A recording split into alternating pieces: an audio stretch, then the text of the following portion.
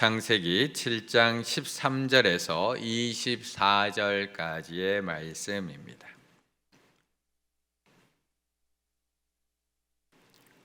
창세기 7장 13절로 24절 하나님의 말씀을 한 절씩 교독하시겠습니다. 곧 그날에 노아와 그의 아들 셈, 함, 야벳과 노아의 아내와 세 며느리가 다 방주로 들어갔고 그들과 모든 들짐승이 그 종류대로 모든 가축이 그 종류대로 땅에 기는 모든 것이 그 종류대로 모든 새가 그 종류대로 무릇 생명의 기운이 있는 육체가 둘씩 노아에게 나와 방주로 들어갔으니 들어간 것들은 모든 것의 암수라 하나님이 그에게 명하신 대로 들어가매 여호와께서 그를 들여보내고 문을 닫으시니라.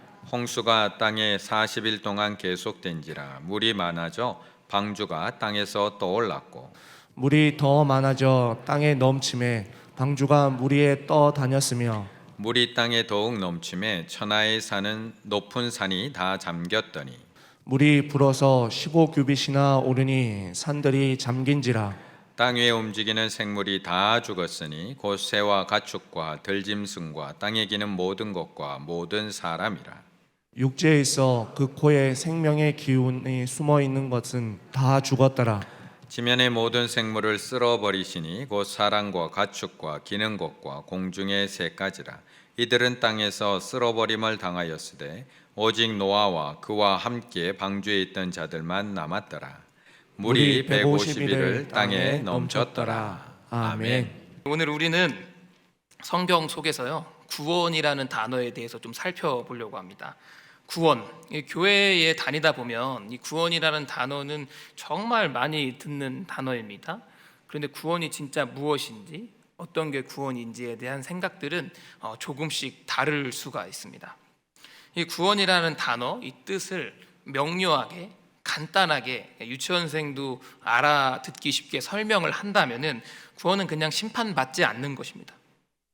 그러니까 뭘 하는 게 아니라요, 뭘 안 하는 거죠. 그냥 심판을 받을 사람이 그냥 심판을 당하지 않는 게 구원입니다.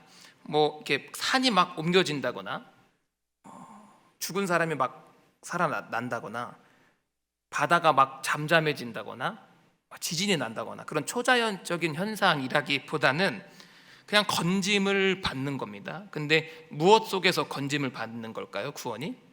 심판이죠. 심판 속에서 건짐을 받는 겁니다. 그런데 성경 속 구원은 한 가지 특이한 점이 있습니다.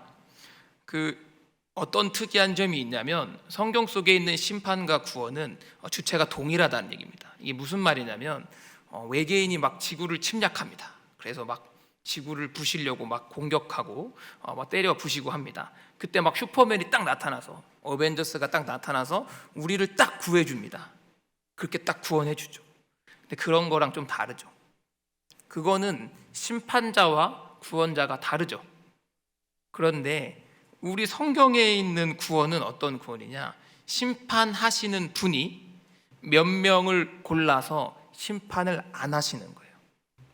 그게 구원입니다.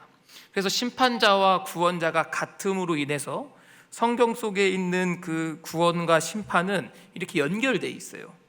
떨어져서 생각할 수가 없습니다. 동전의 양면처럼 연결되어 있다는 거예요, 심판과 구원이. 그래서 심판이 없는 구원은 존재하지 않습니다. 심판이 없는 구원은 없습니다. 구원은 참 귀하죠. 감사한 것입니다. 그런데 그 구원이 왜 귀합니까? 심판이 있으니까 구원이 귀한 겁니다. 심판의 고통이 클수록 역설적으로 구원의 귀함도 점점 커져만 가는 것입니다. 그래서 우리 하나님은 이 성경 속에서 참 많은 부분의 구원에 대해서 설명해 놓으셨어요. 이 구원에 대한 설명을 하기 위해서 반드시 설명을 하실 수밖에 없는 것이 심판이에요. 반드시 심판을 설명하실 수밖에 없으셨어요. 그래서 이 심판은 우리가 자칫 잘못하면 이렇게 생각할 수 있어요. 우리에게 왜 공포심을 주기 위한 목적으로, 야, 너 이렇게 안 하면 혼난다 라는 목적으로 심판이 공포심, 두려움을 얻기 위한 목적으로 기록되었다고 생각할 텐데 사실 그렇지가 않고요. 이 심판이 기록된 이유는 구원을 설명하기 위함이에요. 구원의 귀함을 설명하기 위해서 심판의 어려움들, 심판의 고통 등을 역설적으로 설명하는 것이죠. 우리는 성경 속에서요, 심판 이야기를 볼 때, 오늘도 심판 이야기죠. 심판 이야기를 볼 때 심판으로 죽어가는 사람을 보고 두려움을 느낄 게 아닙니다. 어떻게 생각해야 됩니까? 심판당하고 죽어가는 사람을 보고 두려움을 느끼는 게 기록의 목적이 아니라 그 중에 산 사람들을 보고 소망을 얻는 게 목적이에요. 어떤 사람은 뒤는 읽지 않고 보지 않고 심판으로 죽은 사람들에게만 감정이입해서 나도 죽으면 어떡하지 생각하며 성경책을 닫아버립니다. 그렇게 되면 기록의 목적과 어긋나는 것이죠.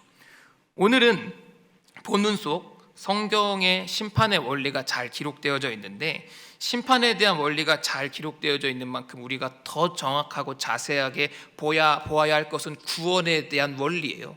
구원 어떻게 받는가?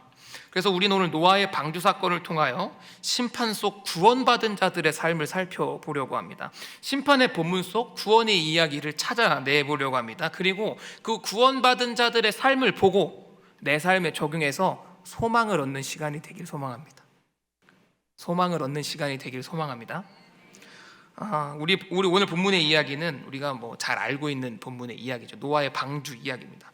하나님께서 땅에 죄악이 만연한 것을 보시고 코로 숨쉬는 땅을 심판하셨습니다.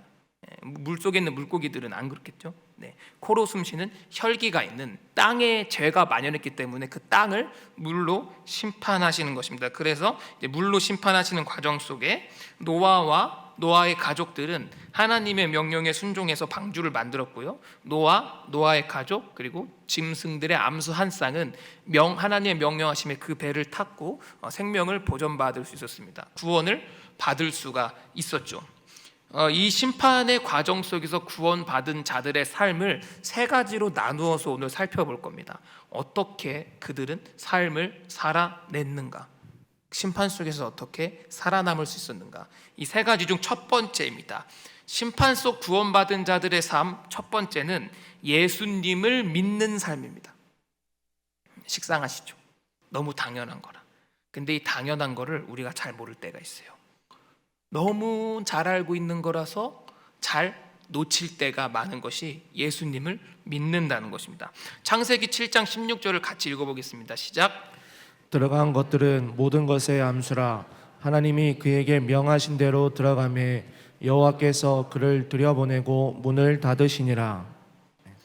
문을 굳게 닫으신다고 얘기하십니다. 방주는 누가 만드셨죠? 노아가 만들었어요. 하나님이 노아한테 시켜서 결국 뚝딱뚝딱거리고 만든 건 노아죠. 근데 문은 누가 닫으셨게요? 하나님이 닫으셨어요. 노아가 문을 닫고 들어간 게 아닙니다. 본인이 망치질을 하고 문을 닫고 봉쇄한 게 아니라 누가 닫으셨어요? 하나님이 문을 닫아버리셨어요. 문을 이렇게 닫으셨다고. 그 문을 닫았다는 표현이 히브리어로 뭐라고 써있냐면 사카르라고 써있어요. 사카르라고 되어 있어요. 이게 무슨 뜻이냐?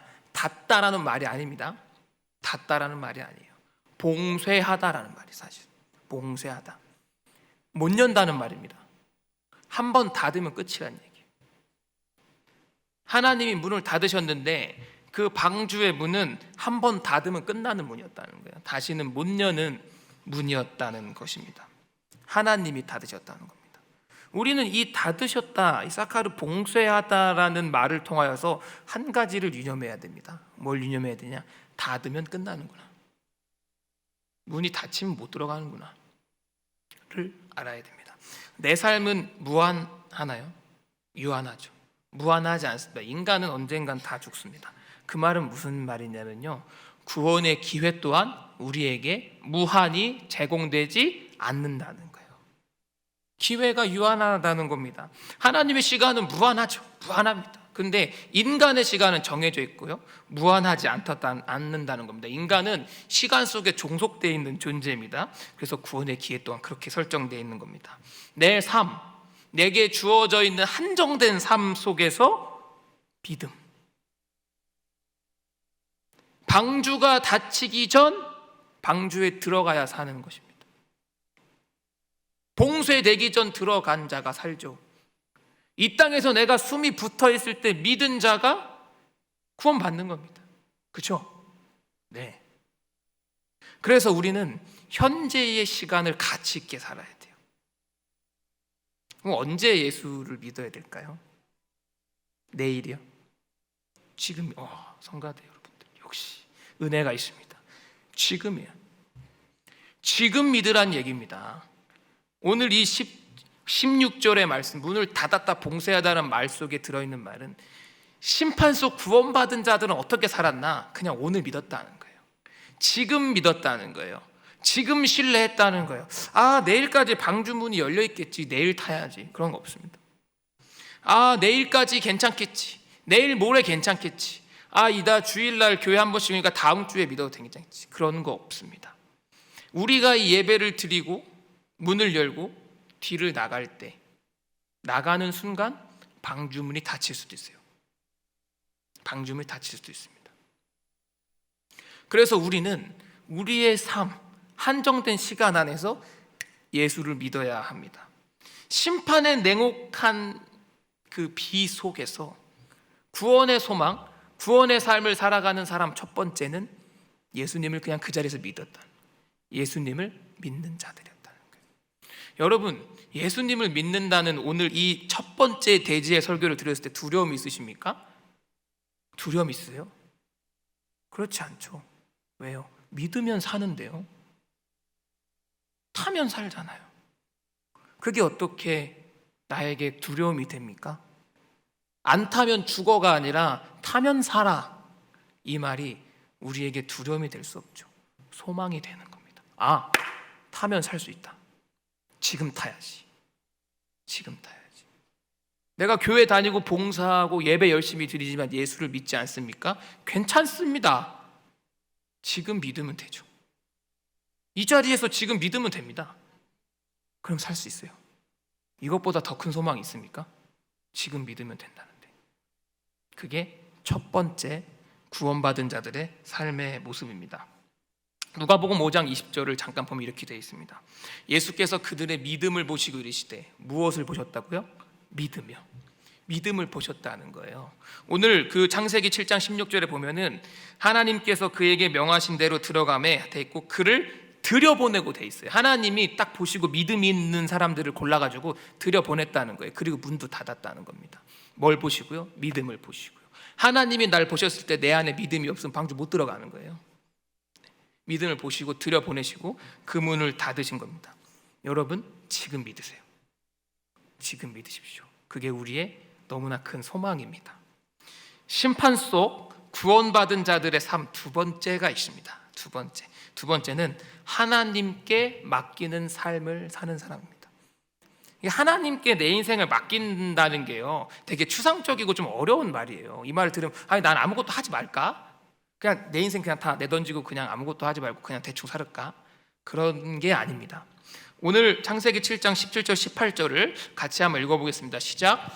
홍수가 땅에 40일 동안 계속된지라 물이 많아져 방주가 땅에서 떠올랐고 물이 더 많아져 땅에 넘침에 방주가 물 위에 떠다녔으며.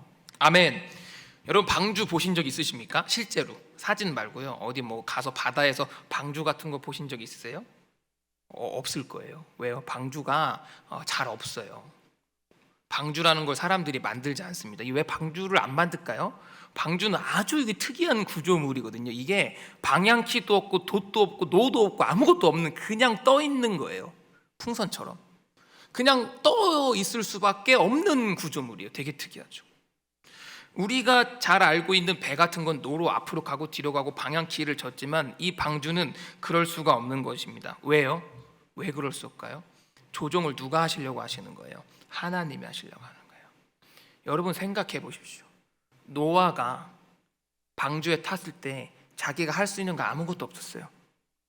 그런데 노아와 그의 가족들과 동물들이 죽었을까요? 아니요. 털끝 하나도 다치지 않았어요. 무사히 육지에 안착했습니다. 그 긴 시간을 그 방주가 떠다니면서 다치지 않았어요. 노아가 운전했으면 살았을까요? 보장이 없죠. 그런데 하나님이 운전해서 그들은 살았다는 것입니다. 방주는 그런 거예요. 방주는 노와 돛과 방향키를 놓고 타는 겁니다. 그냥 타는 순간 내 삶의 계획들, 생각들은 그냥 내려놓고 하나님의 인도하심에 나의 몸을 맡기고 그냥 타는 것입니다. 심판의 시대 속에서 구원받은 자들은 어떻게 사느냐? 내 삶을 하나님께 맡기고 방주에 타고 그냥 하나님의 인도하심에 내 삶을 순항하면서 살아가는 것입니다. 내 인생을 내 뜻대로 하고 싶은 사람들, 그런 사람들이 있죠. 저도 그럴 때가 있습니다. 내 생각대로 하고 싶을 때가, 기도하지 아니하고 내 생각대로 하고 싶을 때가 있습니다. 그런 사람들은 방주에 타서 고생하는 게 아니라요, 방주를 안 타죠. 안 타죠. 내 마음대로 할 수 없는 그 방주에 들어가질 않습니다. 들어갔다는 것 자체가 그런 것들을 일체 포기한다는 것이죠. 그런데 여러분, 우리가 한번 생각해 볼까요? 나의 인생을 내 생각대로, 내가 계획한 대로 우리가 다 살아봤습니다. 여기 계신 분들 다 살아봤죠. 저도 살아봤습니다. 그런데 내 뜻대로 다 잘 됐나요? 무사히 배가 땅바닥에 안착될 때까지 평안한 삶 사셨나요? 아니요. 안 됐으니까 교회 왔죠. 됐으면 교회 안 오죠. 뭐하러 옵니까? 내 마음대로 된 게 하나도 없었어요. 그래서 우리는 이 자리에 앉아 있죠. 그런 겁니다.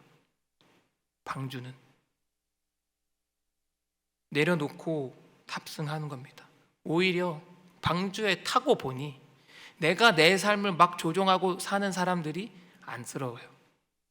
그 삶이 얼마나 고통이겠어요? 육지까지 간다는 보장도 없는데 이리 치이고 저리 치이고 여기 부셔지고 여기 고치다가 인생을 살아가는 것입니다. 기왕 방주에 탔으면 포기하십시오. 그냥 하나님 인도하시는 대로 가는 겁니다. 한 사람이 있었습니다. 막 폭우가 막 쏟아지는 상황 속에서 한 사람이 가까스로 지붕에 올라갔습니다. 근데 물이 계속 차는 거예요. 물이 막 이 정강이까지 찼을 때 이 사람이 기도를 했습니다. 하나님, 저 좀 도와주세요. 저 죽을 것 같아요. 비가 더 오면 저 죽을 것 같으니 저를 구원해 주세요라고 하나님께 간절하게 기도를 했습니다. 그리고 이 사람이 마지막에 이렇게 기도했어요. 하나님, 하나님의 놀라운 기적으로 저를 구원해 주세요 라고 간절하게 막 기도를 했어요. 그러자 기도가 마쳤는데 갑자기 어떤 사람이 스티로폼을 엮어서 뗏목을 만들어서 지나가는 겁니다.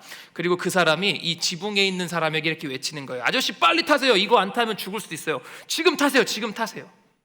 근데 이 지붕에 있는 아저씨가 스티로폼 타고 있는 그 사람에게 이렇게 말했어요. 괜찮아요. 하나님께서 놀라운 기적으로 저를 구원해 주실 거예요. 그냥 가셔도 돼요. 놀라운 기적이 있어요. 저는 가세요. 스티로폼을 그냥 보내버렸습니다. 그리고 이 사람 더 간절하게 기도했어요. 하나님의 놀라운 기적으로 저를 구원해 주세요. 그러자 구명보트가 온 겁니다. 구명보트에 있는, 운전하는 구명보트에 있는 사람이 이 지붕 위에 있는 아저씨에게 말했습니다. 아저씨, 빨리 타세요. 큰일 나요. 아저씨 보니까 허리까지 물이 찼어요. 빨리. 근데 이 사람이 뭐라고 했을까요? 괜찮아요. 하나님의 놀라운 기적으로 저는 구원받을 거예요. 가세요. 보냈어요. 그리고 헬기가 왔어요. 뒤에 이야기는 아시겠죠? 네, 헬기도 안 탔어요. 똑같이 말했어요. 하나님의 놀라운 기적으로 저는 구원받을 거예요. 이 사람 죽었습니다. 하나님 앞에 갔어요. 열이 잔뜩 받았죠. 하나님, 왜 구원해 주신다며요? 성경에 있는 인물들 막 그 기적들 막 승천하고 불병거 불말 나오는데 저 왜 구원 안 해주세요? 라고 했을 때 하나님 이렇게 말씀하신 거예요. 야, 내가 스티로폼도 보내주고 공보트도 보내주고 헬기도 보내줬는데 너 왜 안 탔어? 여러분, 이 이야기에서 문제는 뭔가요? 문제는 뭐예요? 이 사람이 받고 싶은 구원이 있었던 거예요. 받고 싶은 구원의 모양과 타이밍과 생각들, 방향이 있었던 거죠. 살고 싶은 인생이 있었던 거예요. 일촉즉발의 상황 속에서도 이 사람은 난 이런 모양으로 구원을 받고 싶다라는 생각이 있었던 거죠. 방주에 타기는 타려고 하는데 노와 돛을 잔뜩 들고 방향키까지 뒤에 얹어서 방주를 타는 겁니다. 우리도 그럴 수 있어요. 교회는 왔어요. 복음은 믿는 것 같아요.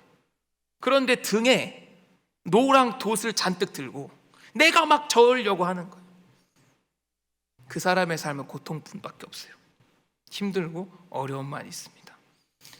심판 속 구원받은 자들의 삶 두 번째, 하나님께 나를 맡기는 삶.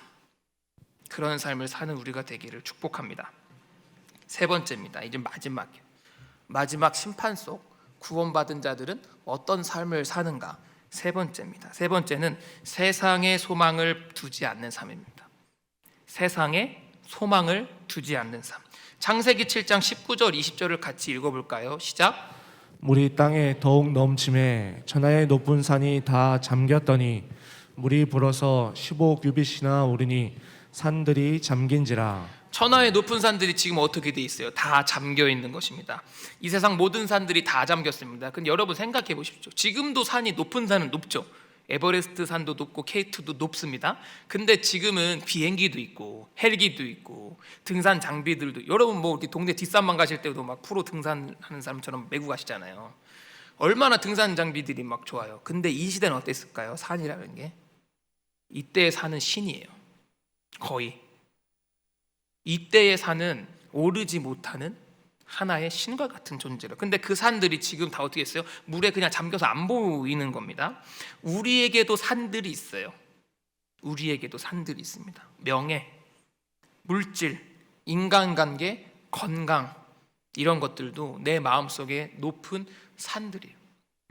내가 노력해서 내가 지킨 건강들, 열심히 노력해서 오른 내 자리, 열심히 내가 노력해서 만든 사교의 관계들, 인맥들, 돈. 근데 그런 게요, 하나님이 원하시면 다 물에 잠겨요. 영원하지 않더라는 거예요. 세상의 위대한 지도자도요, 길어봐야 100년을 못 살아요. 그죠? 천하를 호령했던 로마, 불로장생을 했던 진시황, 몽골, 많은 나라들이 역사의 뒤안길로 사라져 있습니다. 지금 구성하고 있는 세계 여러 나라, 세계의 어떤 그 지형 지도들, 화폐, 자연, 영원할까요? 그것도 다 나중 되면 시간이라는 물속에 잠겨 버립니다. 근데 우리는 그 영원하지 않은 것에 올인하면서 살고 있지 않습니까? 내 삶을요. 내 삶을 영원하지 않은 것에 올인하면서 살지 않냐라는 것입니다. 우리가 등산을 할 때요, 정상에 이렇게 올라가서 이게 아래 세상을 내려다보면 세상이 막 성냥갑만 해요. 그죠? 되게 작습니다. 빌딩도 막 손톱만 해지죠. 그럼 거기서 그런 생각들을, 내가 뭐 하려고 저 조그만 세상에서 막 치고받고 싸우고 피 터지게 힘들게 살았냐라고 하면서 막 한탄을 해요. 그리고 내려가서 또 그렇게 살죠. 그런데 이 높은 산들이 다 잠겼을 때 잠기지 않은 게 하나 있어요. 뭐죠? 방주예요. 여러분, 방주 빼고 다 잠겼습니다. 방주 빼고는 아무것도 세상에 남지 않았어요. 다 물 아래로 다 들어갔습니다. 여러분, 방주에 탄 사람들은 어떤 사람들입니까? 산 정상에서 세상을 보는 사람들이에요. 내가 뭐 하려고? 참 세상에는 소망이 없구나. 소망은 방주에 있구나 를 깨닫는 사람입니다. 이 말을 곡해해서 해석해서 잘못 해석해서 막 세상을 다 내던지고 막 불성실하게 살고 직장을 때려치고 그런 얘기가 아닙니다. 뭐 이렇게 중고등부나 제가 이렇게 어린이들 사역하면 이런 얘기하면 막 공부 안 해요. 집에 가서 엄마 목사님이 세상에서 공부할 필요 없대 전화하고 그럽니다. 그런 말 아닙니다. 성실하게 살아야죠. 열심히 살아야 됩니다. 염세주의자가 되라는 얘기가 아닙니다. 그런데 그런 세상에 있는 것들이 나를 위해서 존재하는 거지 내가 왜 그것들을 위해서 존재합니까? 그것들이 나를 위해서 있는 거지 내가 왜 그것들을 위해 삽니까? 그렇게 살 필요 없다는 것입니다. 세상에 누리는 물질, 명예, 인간관계도 되게 중요한 삶의 한 부분입니다. 근데 한 부분이에요. 중요하지만 우리의 삶의 목적은 뭡니까? 방주여야 돼요.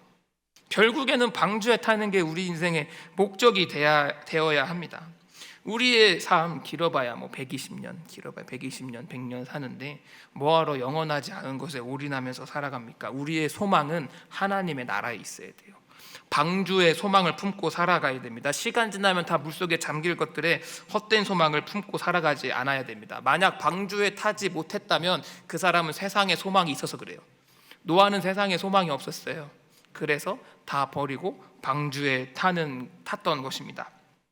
사진 하나 보시면요, 5명의 청년이 있습니다. 이게 우리가 사실 잘 알고 있는 사진이에요. 영화 창끝에 보면 짐 엘리엇 선교사님 대한 이야기가 나옵니다. 이 짐 엘리엇 선교사님을 비롯한 지금 5명의 청년들이 20대 사진입니다. 이들이요, 그 미국의 명문대 휘튼 대학교를 졸업한 사람들이에요. 1950년대에 휘튼 대학교를 졸업하고 이 5명의 청년들이 에콰도르의 아우카족에 선교를 하러 떠났다가 다 죽어요. 가자마자 비행기에서 내리자마자 다 죽습니다. 영화에 보면 그렇게 나와요. 죽었어요, 이 5명이. 근데 죽은 이후에 이제 미국 전역에서 여론이 들끓었어요. 그리고 신문에 기사들이 나왔는데 신문 헤드라인에 이런 기사가 나왔습니다. Water Waste라는 헤드라인 기사가 나왔어요. 이게 뭐냐? 이게 무슨 낭비냐라는 뜻이에요. 야, 이 젊은 청춘들, 20대 젊은 청춘들 세상에 공부 그렇게 열심히 해가지고 열심히 죽어라고 공부해서 귀한 대학교 나와서 가서 죽었다. 이게 얼마나 사회적인 낭비냐, 미국 사회에서 얼마나 큰 낭비냐. 그래서 미국 사회 전역에서 여론이 되게 안 좋았어요. 선교 사역들을 비판하고 청년들 보내지 마라. 왜 젊은 애들 보내냐? 젊은 애들 공부 열심히 해서 죽으면 그게 무슨 죽음이냐? 그게 무슨 합리적이냐라고 설명하는 거예요. 그래서 기사가 와더 웨이스트, 이게 낭비냐 이렇게 비판을 하였습니다. 그런데 나중에요, 이 죽은 5명의 청년들의 아내들이 다시 죽은 남편이 죽었던 에콰도르 아우카족을 선교하러 다시 떠나요. 남편이 죽은 자리에 아내들이 복음을 전하러 다시 가요. 자기 남편이 죽었는데. 근데 이 짐 엘리엇 선교사님의 아내인 엘리자벳이 떠나기 전에 이 기자를 찾아가요. 와로 웨이스트라고 썼던 그 기자를 찾아가는데 그냥 가는 게 아니라 생전에 남편이 썼던 일기장을 가져가요. 일기장의 한 부분을 찢어서 가져가서 이 기자한테 보여줘요. 사진을 보시면 이렇게 돼 있어요. 영어예요. 못 읽습니다. 한글로 읽을게요. 영원한 것을 얻기 위해서 영원하지 않은 것을 포기하는 건 바보가 아니라는 거예요. 낭비라고 썼던 이 기자한테, 기자님, 내 남편이요 이런 일기를 썼어요. 생전에 뭐라고 썼냐면요, 영원한 것을 가지기 위해서 영원하지 않은 것을 버리는 건 바보가 아닙니다. 이건 합리적인 거예요 라고 이야기를 했어요. 짐 엘리엇 선교사님의 죽음이 낭비입니까? 합리적인 선택을 한 거죠. 짐 엘리엇 선교사님에게 영원하지 않은 건 뭘까요? 학벌, 건강, 생명. 영원한 것은 뭐였을까요? 구원이죠. 영혼의 구원. 그래서 그는 간단하게 영원하지 않은 것을 슉 버리고 영원한 것을 택해서 살아갔던 것입니다. 그렇게 짐 엘리엇 선교사님과 노아는 방주에 탔습니다. 심판 속 구원받은 자들의 삶, 마지막 3번째는 세상에 소망을 두지 않는 삶, 그걸 살아간다는 것입니다. 우리는 오늘 심판의 메시지 속에 구원받은 자들의 삶을 3가지 살펴보았습니다. 첫 번째는 뭐죠? 예수 믿는 삶이에요. 지금 믿는 삶이에요. 2번째, 하나님께 맡기는 삶. 3번째, 세상에 소망을 두지 않는 삶이에요.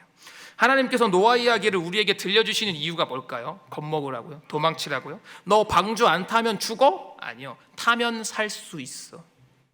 너 예수 안 믿으면 죽어? 아니요. 신명아, 예수 믿으면 살 수 있어가 하나님의 메시지입니다. 우리는 이 본문 속에서요, 방주에 타지 못해서 죽은 사람들에게 집중하면 안 됩니다. 타고 산 사람들한테 집중을 해야 우리에게 소망이 생깁니다. 망망대해에 내가 나무 조각 하나 걸치고 일주일을 버티면서 살아갔다고 가정합시다. 파도에 막 나무 조각 하나를 붙들고 사는 건데요, 얼마나 삶이 비참합니까? 근데 저 멀리서 구명선이 옵니다. 구명선의 불빛이 와요. 그 구명선을 본 내가 그 구명선을 봤을 때 어떤 느낌을 가질까요? 아, 저기 안 타면 죽겠다 이런 생각할까요? 아니죠. 타면 살 수 있다라 생각하잖아요. 소망을 품게 되죠. 근데 우리는 이 본문 속에서 두려움을 느끼냐고요. 소망을 품어야죠. 야, 이거 보니까 살 수 있겠네. 나도 방주에 타야 되겠다. 심판은요, 내 삶을 두렵게 하는 게 아니라 내 삶을 더 가치 있게 하고요, 내 신앙을 더욱더 풍성하게 하고요, 결단력 있게 만듭니다. 사랑하는 여러분, 심판 속 구원의 희망을 찾아내는 우리 충일교회가 되기를 소망합니다.